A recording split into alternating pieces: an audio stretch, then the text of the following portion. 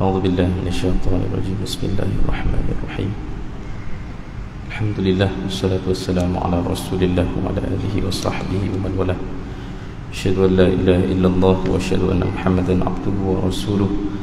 قال رب اشرح لي صدري ويسر لي أمري واحلل عقدة من لساني يفقهوا قولي. أما بعد. السلام عليكم ورحمة الله تعالى وبركاته. Alhamdulillah kita bertemu lagi malam ini. Dan saya minta izin ambil kesempatan untuk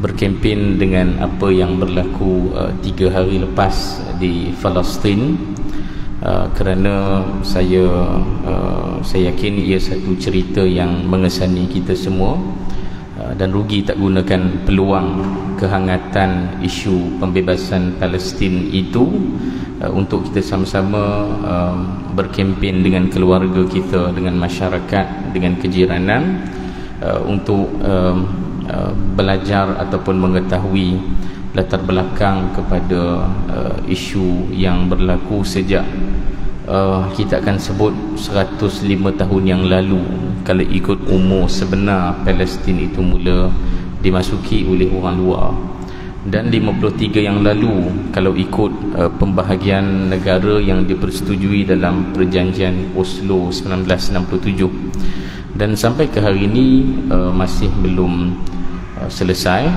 Dan mungkin bagi mungkin anak-anak kita, kawan-kawan kita yang agak jarang mengetahui kisah Palestin, agak terkejut dengan apa yang berlaku pada hari Sabtu, kerana yang memulakan itu kan Palestin, yang memulakan itu adalah mujahidin di Gaza menyerang Zionis Israel di mereka punya militan punya base, satu base ketenteraan mereka. Dan ia mengejutkan bagi mereka yang mungkin tak memahami landscape penuh ataupun konteks kepada perjuangan pembebasan Palestin. Bahkan tidak terkejut kalau orang awam pun salah memahami cerita itu, kalau ramai juga dalam penganalisis politik antarabangsa pun memberikan komen yang merapu-rapu lah tentang isu Palestin ini, seakan-akan Palestin dan Zionis Israel itu adalah dua pihak yang bergaduh, dua-dua pun jahat. Tapi realitinya kita kembali ke 105 tahun yang lalu ataupun 53 tahun yang lalu lah. Satu tanah yang asalnya milik warga Palestin dimasuki oleh orang-orang luar yang menjajah, yang namanya Zionis Israel ini. Kemudian ada tolak ansur, sebagaimana era Salahuddin Al-Ayyubi pun mereka bertolak ansur dengan tentera salib pada tahun 1099, ya. Salahuddin Al-Ayyubi pun ada tolak ansur juga. Maka tahun 1997 umat Islam di Palestin pun tolak ansur juga, ya, dengan Zionis Israel. Kita bahagikanlah Palestin ini kepada dua, Gaza dan tebing barat, West Bank dan Gaza, ataupun Dhufah Gharbiyah dan Gaza. Kita pecah dua. Itu adalah untuk umat Islam, yang baki itu untuk Zionis Israel, ya. Dan walaupun telah dibahagikan sebegitu rupa, tanah yang sepatutnya tak perlu dikongsi pun itu penjajah, ya. Itu pun masih lagi mereka melanggar perjanjian, mengkhianati perjanjian antarabangsa yang dipersetujui, bahkan direktify di peringkat United Nations pun. Sebab tu ini masa yang sesuai lah kalau rasa pihak masjid pun kalau dapat buat satu kuliah khas tentang Palestin, itu sangat baik. Kalau ada anak, ada keluarga, panjang-panjangkanlah mesej tentang Palestin itu untuk ingatkan mereka bahawa kita ada tanah yang kita perjuangkan sejak sekian lama yang masih belum bebas. Jangan termakan cerita bahawa rakyat Palestin sama je dengan Zionis Israel, dua-dua jahat sebab dua-dua menyerang. Jangan termakan dengan fitnah tersebut. Fahami apakah cerita besar yang berlaku di sebalik cerita tersebut. Mudah-mudahan kita bersama, setia bersama dengan Palestin dan pejuang yang kekal di atas tanah tersebut. Hari ini kita bersama dengan seorang lagi sahabat, namanya Abu Darda Al-Ansari. Dan Abu Darda, kita terus masuk ke topik, takut lambat kita habis ataupun tak sempat cerita banyak. Abu Darda ini nama sahabat yang mungkin kita pernah dengar, namanya agak pelik kan, Darda, ya. Tapi nama asalnya bukan Abu Darda, namanya adalah Uwaimir ibn Malik Al-Khazraji. Dan kalau kita boleh letakkan profil Abu Darda, saya akan pilih Abu Darda ini adalah orang Ansar yang terakhir peluk Islam. Bukan confirm yang terakhir lah, kira yang paling lewat lah, antara yang paling lewat peluk Islam. Dalam kalangan Aus dan Khazraj adalah Abu Darda. Dan bayangkan, Abu Darda ini paling lewat pun dia peluk Islam adalah sebelum perang Uhud, sebab dia menyertai perang Uhud. Abu Darda menyertai perang Uhud. Dan cuba kita bandingkan dua data yang agak pelik ini. Zaman Makkah 13 tahun Nabi berdakwah, yang peluk Islam lebih kurang 500-600 orang. Dan era Madinah baru saja sampai perang Uhud, maksudnya baru 3 tahun umat Islam di Madinah, tapi hampir 100% audience ataupun subjek dakwah Islam di sana, iaitu Aus dan Khazraj, hampir semuanya telah peluk Islam baru 3 tahun.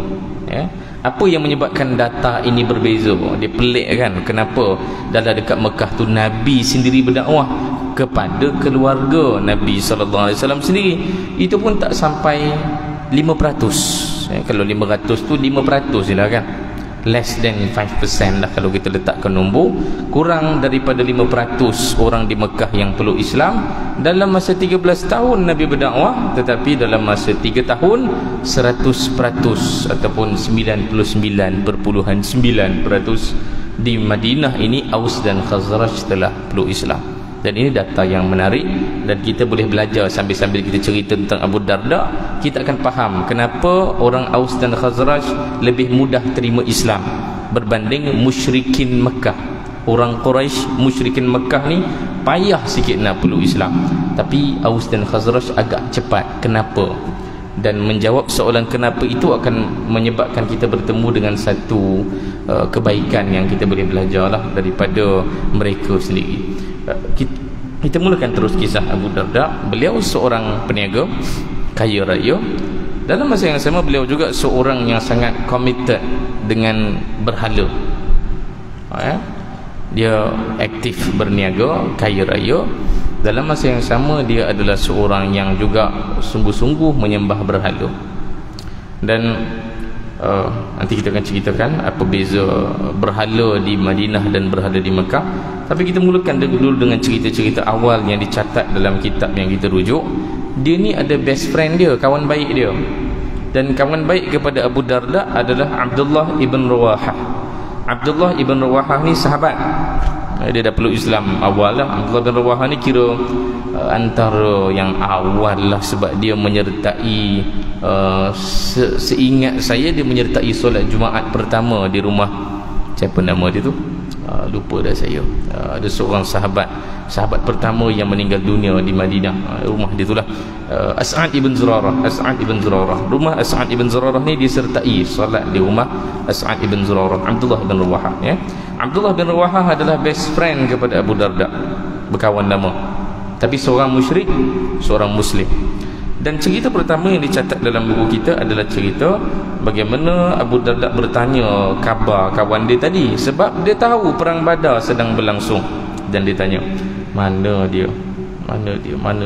Oh, dia bertanya je lah.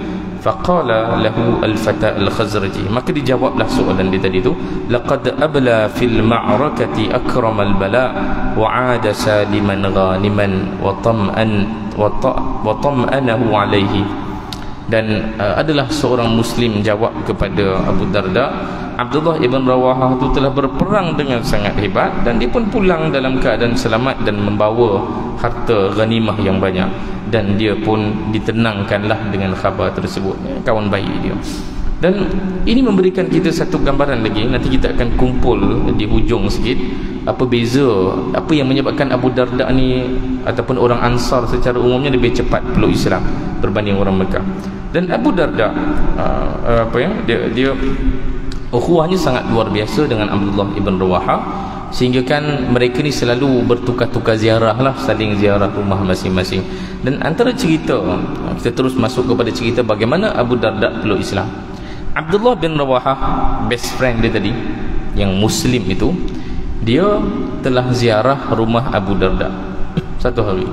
Dia pergi ke rumah Abu Darda, dia beri salam dan dia tanya, mana saudaraku ya akha Abi Darda, mana dia? Dan isteri dia bagi tahu yang Abu Darda tu tak ada rumah, dia keluar. Zahaba ila matjarihi, dia pergi ke kedai, dia berniaga. Dia ni peniaga, maka dia pergilah buat kerja dia. Dan dia minta izin masuk ke rumah, dan dia ada satu projek hari itu, dia nak berdakwah lah kepada Abu Darda ni dengan cara yang agak keras. Dalam cerita Abu Darda ni dia agak complicated sikit, sebab saya akan ada sedikit bukanlah kritikan, tapi satu komen kepada apa yang berlaku ni, supaya kita sedar yang bila kita baca kisah sahabat ni dia human yang human betul lah, dia manusia betul. Beza dengan Nabi sallallahu alaihi wasallam, Nabi manusia tapi Nabi maksum. Sahabat tidak maksum. Dan ada beberapa, saya pun bila baca kisah ni dalam buku kita, saya rasa tak patut saya sampaikan cerita tu kalau saya tak datangkan komen, sebab takut kita salah faham pelajaran daripada cerita tu. Ini cerita pertama. Cerita pertama adalah Abdullah ibn Rawahah pergi rumah Abu Darda. Dia pergi ke satu bilik ni, rumah Abu Darda tadi, dia ada satu bilik khas, hujrah, apa nama dia, tapi satu hujrah lah, satu bilik yang dia letak di dalam itu dia punya berhala. Dia ada bilik ibadah dia lah.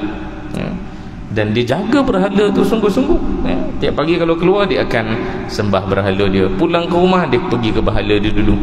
Abu Darda ni sangat committed dengan keberhalaan. Dan Abdullah ibn Rawahah tahu yang kawan dia seorang ni sangat kuat keberhalaan dia.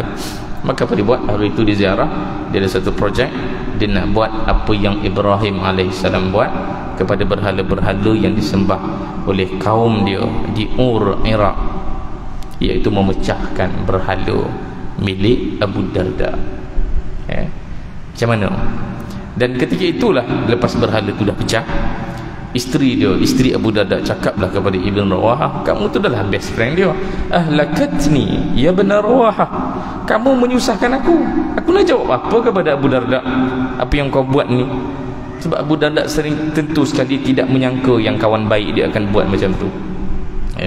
Kemudian tak lama lepas tu Abu Darda pulang ke rumah. Bila dia pulang, isteri cakap lah, dia menangis dan dia dia risaulah, kena takut suami dia pulang akan marahkan. Dan sampai suami dia tanya, masya'nuki, apa kena dengan kamu ni? Maka isteri dia tunjukkan apa yang telah berlaku. Dia cerita bagaimana Ibn Rawahah masuk ke rumah, dia pergi ke hujrah kamu dan dia pecahkan berhala milik kamu. Kemudian ketika itulah Abu Darda, ini kalimah yang penting daripada Abu Darda. Nasib baik Abu Darda yang kena macam ni. Apa disebut? Law kana fi hadha as-sanami khairun la dafa'al adha an nafsi. Kalau betul lah berhala ni memang betul-betul berhala, betul-betul layak disembah, maka dia sepatutnya boleh mengelak daripada mana-mana azab, mana-mana sengsara, mana-mana kesusahan, mana-mana kehancuran berlaku ke atas dirinya sendiri. Sekarang dia musnah, dia hancur. Dan ketika itulah intalaqa, Abu Darda keluar daripada rumah, dia mencari Ibn Rawahah. Dan juga ketika itu Ibn Rawahah bersama dengan Nabi sallallahu alaihi wasallam. Nabi cakap kepada Abdullah Ibn Rawahah, jangan risau, Abu Darda ke sini kerana dia nak peluk Islam. Maksudnya dia bukan nak pukul kamu, nak marah kamu, dia datang ke sini untuk peluk Islam. Fakana akhiru ahli hayyihi islaman, dan dia peluk Islam tu menandakan seluruh Aus dan Khazraj telah peluk Islam. Baik, apa yang saya nak komen? Boleh ke? Boleh ke kita pergi ke rumah sesiapa? Okey, kita ambillah kes ni direct. Ada benda yang maksiat berlaku dalam rumah tu. Dan maksiat itu kita tahu berpunca daripada barang ini di rumah jiran kita ni. Ambillah rumah adik-beradik kita ke, dalam kes ini kawan baik. Boleh ke kita pergi rumah orang, kita pecah ataupun musnahkan barang milik dia yang merupakan sesuatu yang bertentangan dengan apa yang kita imani? Boleh ke tidak? Sebab orang akan rujuk kepada kisah Nabi Ibrahim AS yang memecahkan berhala pada zaman dia. Ini dalam usul fiqh ada dibincangkan dalam topik syara' man qablana, iaitu syariat ataupun mana-mana cerita kaum terdahulu ni, kalau para nabi ada buat sesuatu, ia menjadi satu syariat ataupun apa. Dan ulama sepakat kalau dalam kisah-kisah para anbiya ni perlu ada satu persetujuan ataupun satu satu hadis ataupun ayat Quran yang beritahu pada kita bahawa itu adalah sebahagian daripada syariat, barulah itu jadi syariat. Kalau tak ada maka tak.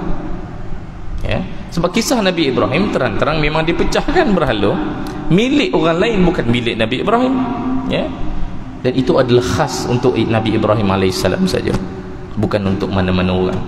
Dan kisah Abdullah ibn Rawahah, saya punya komen, ini adalah seorang sahabat, kita diharamkan untuk mencela dia, tapi kalau dia buat silap, kita akan cakap itu tidak bertepatan dengan apa yang Nabi SAW ajar. Ya? Nabi tidak pernah mengizinkan ataupun menunjukkan bahawa kita boleh mengambil, apatah lagi menghancurkan hak orang lain, lagilah tak boleh. Kalau ambil pun dah tak boleh kan. Dan saya menjangkakan bahawa Abdullah ibn Rawahah ketika Abu Darda pergi jumpa Nabi tu, kan dia, Nabi pun ada kat situ, Abu Darda pun ada, Abdullah bin Rawahah pun ada kat situ. Saya menjangkakan Abdullah ibn Rawahah sendiri dia sedar yang dibuat tu salah. Sebab Nabi SAW tidak pernah ada satu berhala pun Nabi pernah hancurkan, kecuali selepas pembukaan kota Mekah. Itu saja masanya Nabi hancurkan berhala. 13 tahun Nabi kat Mekah tak ada satu berhala pun pernah hancur dengan tangan Nabi SAW. Bahkan kita sebutlah benda lain, arak ke, tempayan arak di rumah sahabat tu, Nabi tak pergi rumah sahabat hancurkan tempayan, tapi sahabat sendiri yang hancurkan tempayan milik mereka, tempayan arak tu. Untuk menunjukkan itu hak orang, mana boleh kita nak mengambil ataupun menghancurkan hak orang lain. Maksiat macam mana pun itu hak orang lain, bukan hak kita. Supaya tak adalah kita ambil cerita Abdullah bin Rawahah pecahkan berhala. Yalah, mungkin kebaikannya Abu Darda perlu Islam lah, tapi salah tetap salah, dia tak boleh nak diikutilah dalam cerita ni. Dan cerita selanjutnya tentang Abu Darda, dan ini pun ada komen daripada saya juga, ni saya tambah lagi dalam buku tak ada, supaya kita tidak salah faham dengan cerita ni. Iaitu Abu Darda daripada menjadi seorang peniaga, dia bertukar menjadi seorang penuntut ilmu dan seorang ahli ibadah. Daripada seorang peniaga, kita pun bayangkan kesibukan seorang peniaga, bergelumang dengan bisnes, dengan trading. Zaman tu memang kalau jadi businessman tu letih lah, sebab dia kena travel dengan kafilah dagang. Dia jadi fund, dia akan jadi fund manager lah, menguruskan harta-harta orang. Dia payah nak meniaga. Zaman tu semua orang kena jadi bank. Untuk kita faham konteks zaman tu, semua orang macam kena jadi bank lah. Kalau senang cerita, semua orang kena jadi bank, kena manage satu fund. Itu secara bisnes zaman tu. Maka Abu Darda ni sibuk lah dengan bisnes dia. Bila dia peluk Islam, ini ayat yang digunakan di sini, mana dia? Fansarafa ila al-ibadati insarafa mutabattil. Bila dia peluk Islam, dia tinggalkan segala-galanya, dia fokuskan hidupnya hanya untuk ibadah saja. Wa aqbala alai ala al-ilmi iqbala dhama'an. Dan dia fokus menuntut ilmu juga. Itu saja dia buat, tinggalkan segala-galanya. Wa akabba ala kitabillah yahfadhu kalimatihi wa yata'ammaku fahma ayatihi. Dia fokus untuk mencari Quran dan memahami hadis Nabi SAW, duduk dekat dengan Nabi. Apa lagi yang ditulis kat sini? Walamma ra'at tijarah tunaghisu alaihi ladzatal ibadah wa tufawwitu alaihi majalisal ilmi tarakaha ghairu murtaraddid wala asif. Best kan dalam bahasa Arab, kalau tuan-tuan ada masa belajar bahasa Arab, kalau baca terus lagi sedap nak faham cerita ni. Apa dia kata? Ketika dia melihat perniagaan yang dia lakukan menyibukkan diri dia daripada merasai nikmatnya ibadah, kemanisan ibadah, dia terus tinggalkan segala-galanya dan dia telah mendekati majlis ilmu, dan dia tinggalkan tanpa sedikit pun taraddud. Taraddud ni apa ya dalam bahasa Melayu? Taraddud apa ya? Berbelah bagi.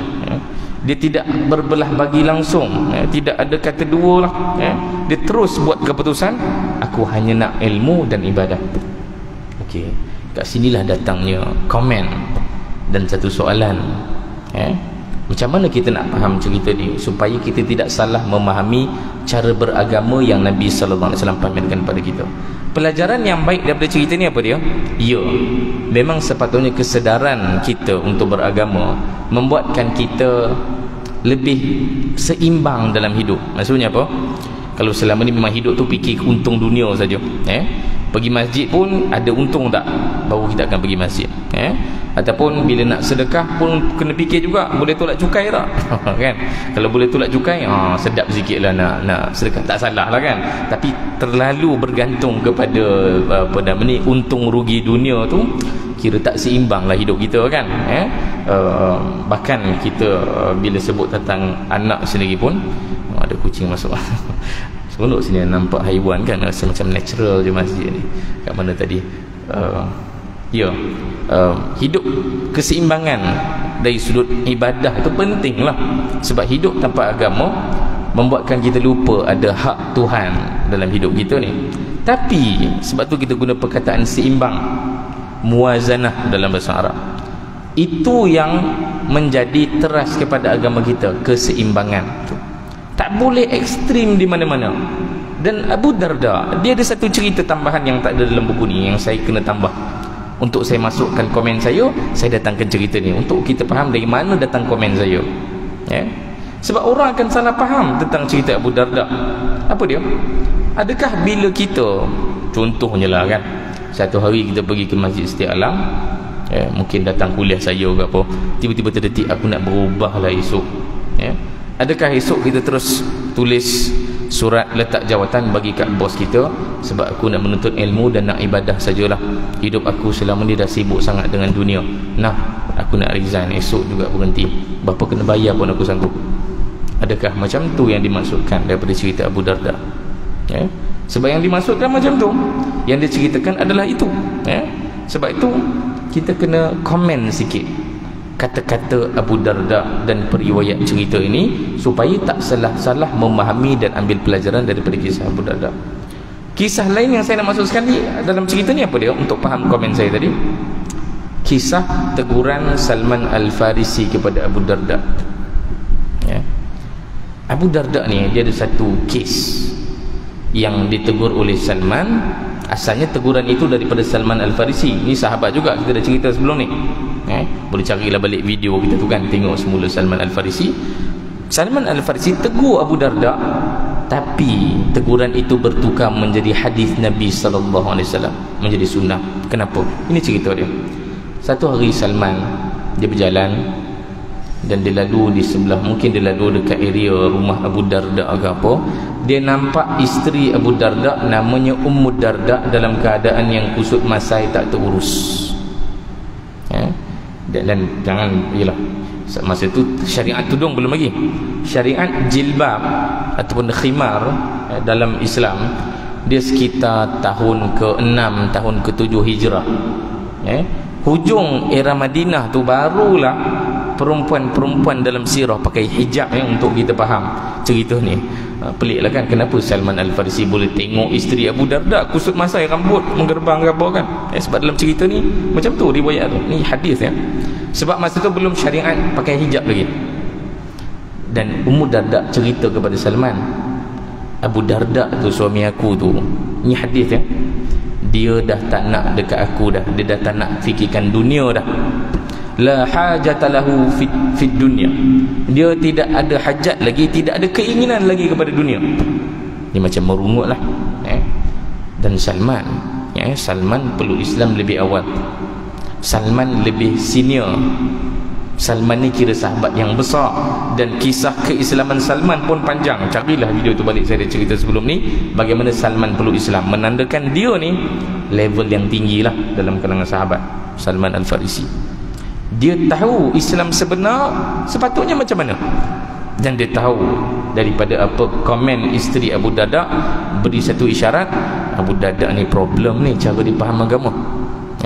Maka Salman pergi jumpa Abu Darda. Ceritanya panjang, saya pendekkan kepada penghujung cerita, iaitu teguran Salman kepada Abu Darda. Apa yang dia tegur? Wahai Abu Darda, inna li nafsika alaika haqqan. Wahai Abu Darda, diri kamu itu ada haknya. Wa inna li ahlika alaika haqqan. Keluarga kamu pun ada haknya. Wa inna li jarika alaika haqqan. Jiran kamu pun ada haknya. Wa inna lillahi alaika dan saya terjemah tu boleh dan di sisi Allah Ta'ala pun ada haknya ke atas kamu. Apa point dekat cerita ni? Tiba-tiba Salman cakap macam tu. Kerana Abu Darda ni, dia ada satu sifat, satu kecenderungan, satu kefahaman beragama, bahawa semakin kita tak tidur malam, semakin bagus agama kita. Semakin tak makan, maksudnya puasa. Semakin tak makan, semakin bagus. Bahkan ada fahaman ditegur oleh Nabi sallallahu alaihi wasallam sendiri, semakin tak berkahwin, semakin kuat agama. Dan Salman tegur Abu Darda. Teguran pertama apa dia? Li nafsika alaika haqqan. Diri kamu itu Abu Darda, dia ada haknya.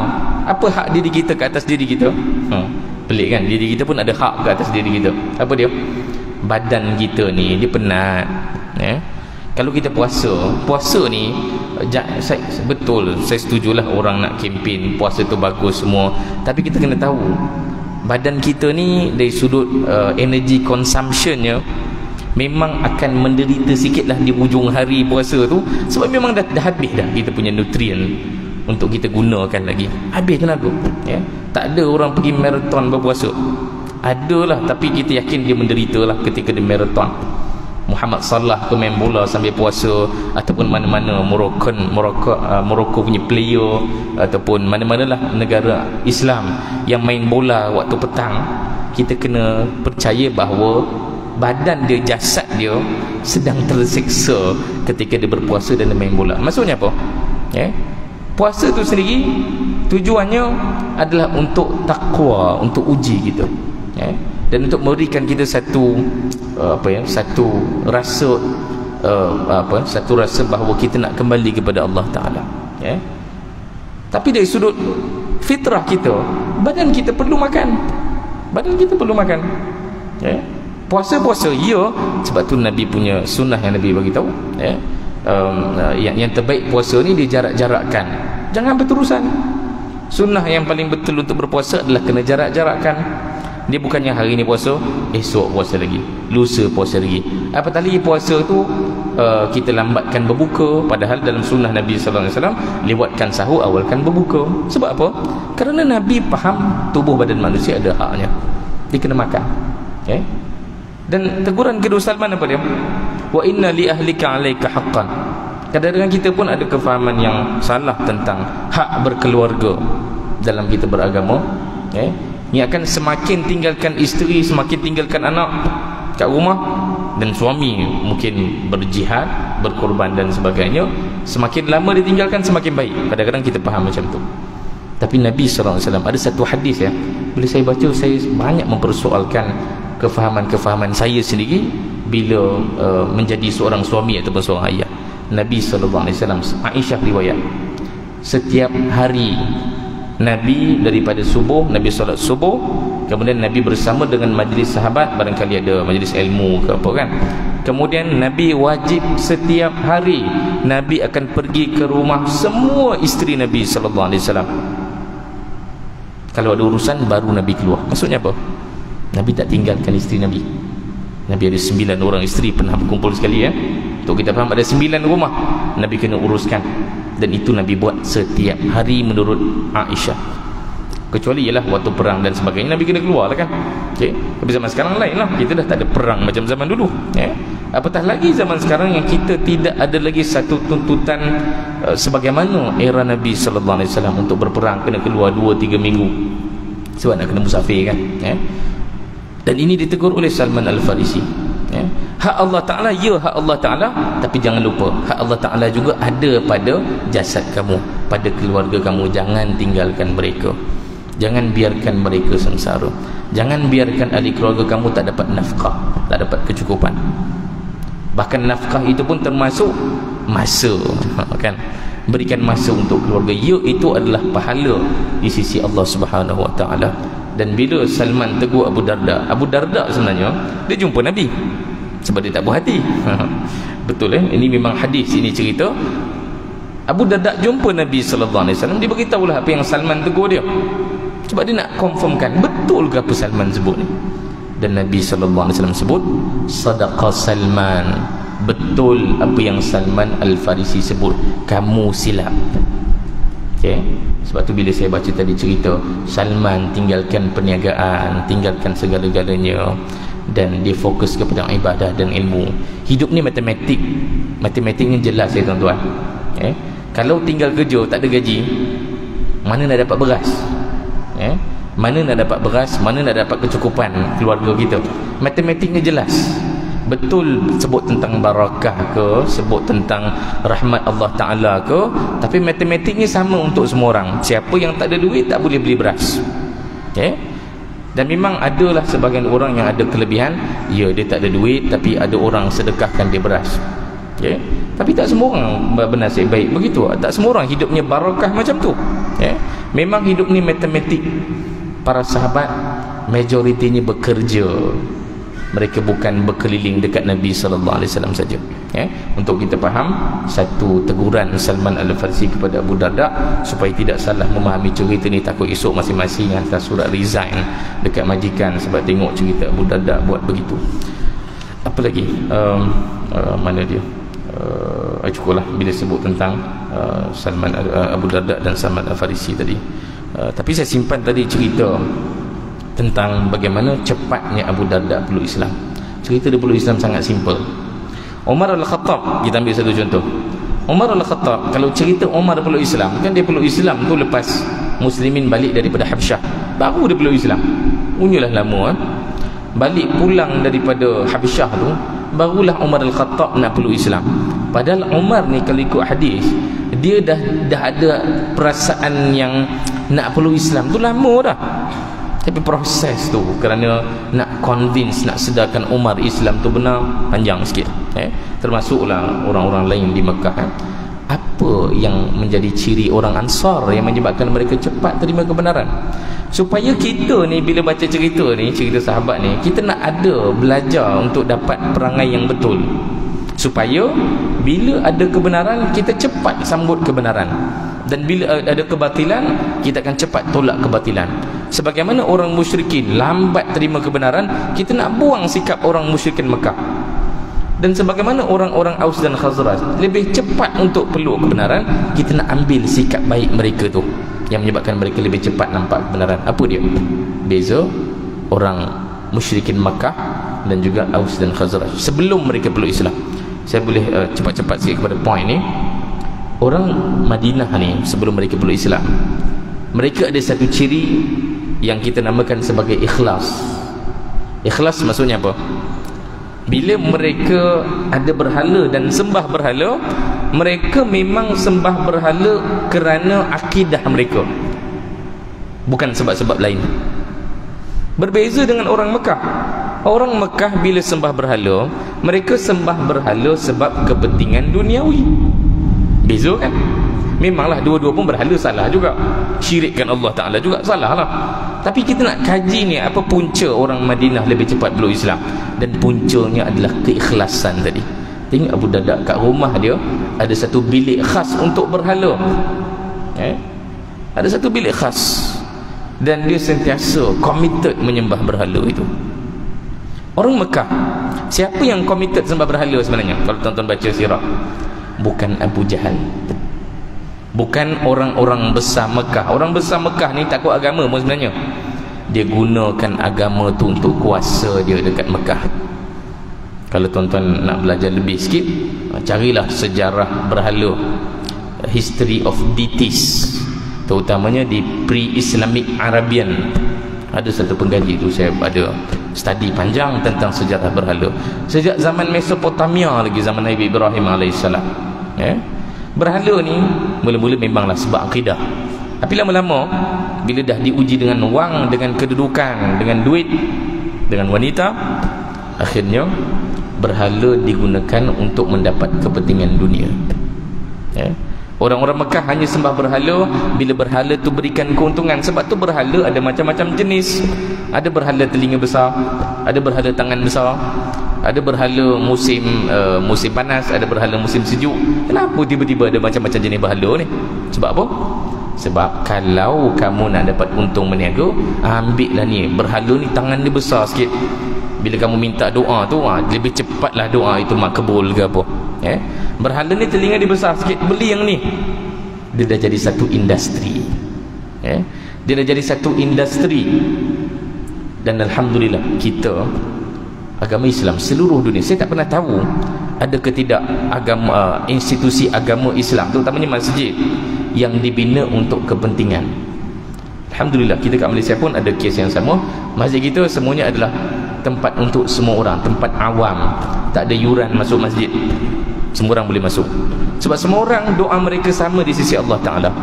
Tapi ada sebahagian agama, mereka punya tempat ibadah dibina untuk keuntungan. Kalau ada hajat, bayar. Kalau nak keampunan Tuhan, bayar.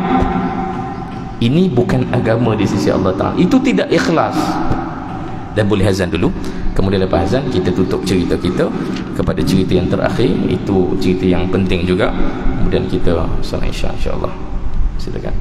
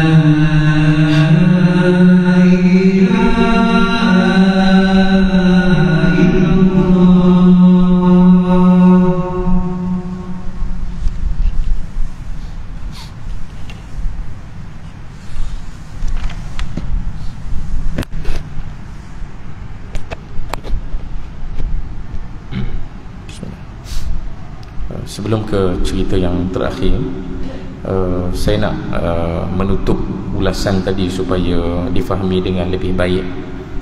Bila sebut tentang ikhlas beragama, ikhlas berkawan, macam ikhlasnya Abu Darda dengan Abdullah ibn Rawahah tadi, dan itu menyebabkan orang-orang Ansar lebih cepat peluk Islam. Maksudnya apa? Kalau kita boleh ambil pelajaran untuk kita sebagai Muslim, iaitu bila beragama ni kena ikhlas, dengan maksud kita sembah Allah Ta'ala, bangun malam, bersedekah hanya kerana Allah Ta'ala, dan ia tidak tergantung kepada keuntungan duniawi kita. Dan hidup di zaman yang serba materialistik ini, dan kita pun faham kadang-kadang orang yang buat perniagaan, ada sifu-sifu bisnes ini yang mengajarkan untuk bangun malam dan sebagainya. Baguslah, memang kena bangun malam lah supaya dekat dengan Allah Ta'ala, tapi itu tak sepatutnya menjadi syarat. Maksudnya syarat bangun malam adalah kena ada untung. Kita risau kalau cara beragama kita berubah menjadi cara tu, walaupun itu satu benda yang bagus ya, untuk para peniaga bila dia kempen tips berjaya bangun malam, bagus, maksudnya bangun malam lah. Tapi macam mana kalau bangun malam tapi esok duit tak masuk-masuk dalam account ya? Macam mana kalau bangun malam tapi revenue tahun ni revenue yang defisit ya, gagal dalam bisnes, walaupun dah bangun malam dah. Tak sepatutnya keuntungan duniawi itu menjadi syarat hubungan kita dengan Allah Ta'ala. Semua orang kena bangun malam. Ada orang bangun malam dia berjaya bisnes, dan ada orang bangun malam dia gagal bisnes. Sebab tak ada kaitan pun bisnes itu berjaya atau gagal dengan bangun malam kamu. Itu hak mutlak Allah Ta'ala nak bagi kita berjaya ataupun gagal ya?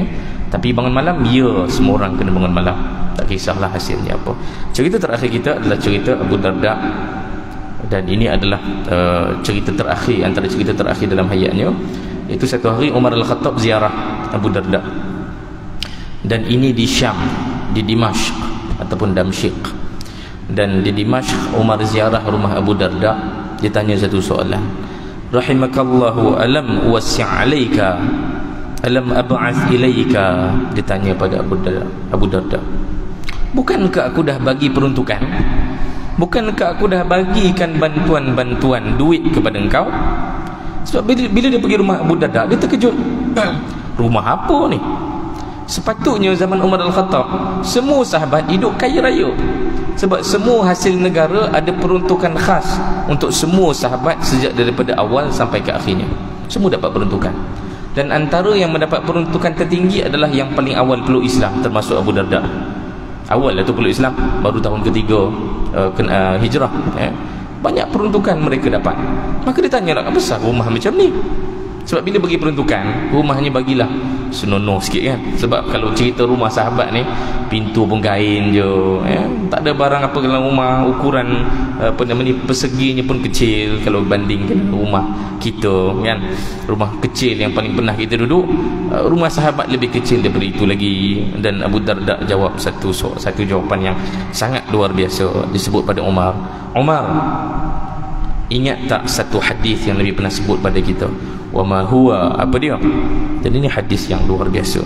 Saya rasa kalau kita baca sungguh-sungguh hadis ini, kita pun akan ikut menangis sama-sama, macam Umar Al-Khattab dan Abu Darda menangis ketika teringatkan hadis ini. Abu Darda menyebut hadis Nabi sallallahu alaihi wasallam, liyakun balaghu ahadikum minad dunya kazadi rakibin. Maksudnya apa? Saya minta maaf kalau terjemahan dia tak cantik, tapi dalam bahasa Arab sangat sempurna maknanya.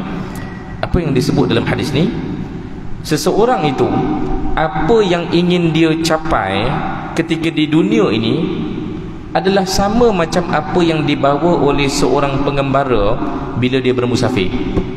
Sedap juga terjemahan tu ya? Maksudnya apa? Abu Darda beritahu pada Umar, ini kan dunia, ini kan kita di dunia ni kan. Nabi disebut benda yang sama, iaitu di dunia ni apa yang kita nak dari sudut duniawi je lah. Apa yang kita nak di dunia ni adalah sesuatu yang boleh jadi bekal kepada akhirat kita. Selebihnya kita tak mau. Masya Allah. Apa lagi yang kita boleh faham daripada hadis ni? Kalau bukan itulah sebenarnya maksudnya hidup kita. Dan dalam hadis terakhir, hadis An-Nawawi, Arba'un An-Nawawiyah, hadis 40 Imam Nawawi, kalau mungkin tuan-tuan dah pernah belajar sampai ke akhirnya, hadis terakhir dalam hadis Imam Nawawi itu adalah kun fid dunya ka'annaka gharib. Di dunia ni jadilah macam orang asing, jangan jadi penduduk dunia, jadi macam makhluk asing. Aw 'abiri sabil, ataupun seorang pengembara, jangan jadi seorang pemastautin. Kalau tak, kita rasa kita nak beli segala-galanya. Ini menyedihkan. Saya rasa saya pun tergolong dalam kalangan yang menjadi sasaran hadis ini. Kita semua tak terselamat dengan masalah terkejar-kejar dengan dunia. Berniaga bukan duniawi, berniaga lah, dapat duit kan. Duniawi tu apa? Apabila kita ni banyak sangat yang kita nak, sampai tak ada had. Sahabat pun berniaga juga, tapi apa yang masuk ke dalam rumah mereka tu sedikit. Mereka tak mahu kekayaan itu masuk dalam kocek mereka. Inilah sunnah yang kita harap kita dapat belajar daripada para sahabat yang agung ini. Dan tentu sekali di hujung saya ingatkan semula tentang Palestin yang menjadi peringatan di awal kuliah tadi. Mudah-mudahan ambil peluang panasnya isu ni, waktu makanan panas-panas dah kita sedap nak hidang kan. Waktu panas-panas isu Palestin inilah kita nak kongsikan pada kawan-kawan kita, sebarkan mesej-mesej kesedaran, didik mereka, didik generasi baru tentang Palestin, kerana kita memerlukan perjuangan yang nafasnya panjang. Palestin takkan dibuka hari ini pun, barangkali 10 tahun, 20 tahun lagi, entah bila. Tapi yang penting kita melahirkan generasi yang tetap ada ingatan dan kerinduan kepada tanah Palestin yang suci, sebagaimana Nabi SAW telah memberikan itu kepada para sahabat. Nabi sendiri pun tak pernah rasa betul-betul pergi ke Palestin yang merdeka daripada penjajahan. Dan kita pun sama, walaupun kita tak pernah ke sana, tak dapat peluang rasai kemerdekaan Palestin, tapi kita nak berjuanglah ke arah itu mudah-mudahan. Itu saja daripada saya. Aku qawli hadza, astaghfirullah li wa lakum. Assalamualaikum warahmatullahi wabarakatuh.